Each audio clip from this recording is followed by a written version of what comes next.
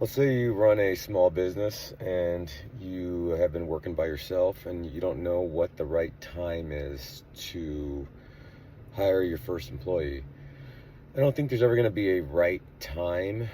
It's a matter of if you've got the courage to take the leap forward.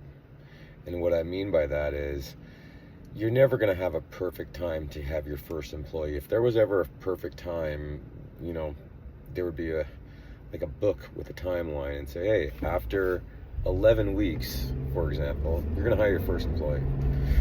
The name of the game is real simple. You're going to hire your first employee, but you want to make sure that you have the right tools set up to give them a chance to succeed. And what I mean by that is, do you have standard operating procedures that you've documented over the journey since you've started the company to implement with the new person that you bring on board? Do you have the simple tools they're going to need? Do you have a desk? Do you have a chair? Do you have a computer? Do you have the extra phone line? Do you have the extra email set up? There's so much involved besides getting the person actually in the door. And then once you get the person in the door, it's important. Do you have the right person? And what I mean by that is, are they a good fit? Are they going to be there long term? Are they working hard? Are they delivering for you on your first big purchase as an employer, right? It's your first employee.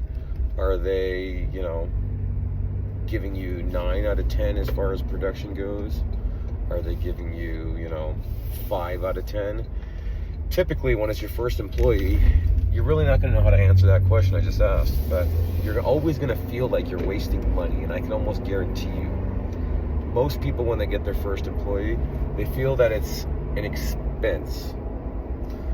And I'll tell you, I once had the same feelings, all right? And having your first employee is a big thing, and that's why it's important that you understand that it's not just the actual person coming through the door, checking in with you, during the day, going home.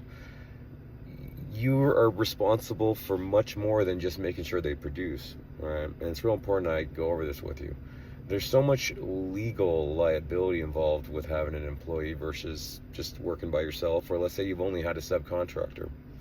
So once you bring on your first employee, depending on what state you're in or what country you're in, you're going to have different requirements that you have to follow.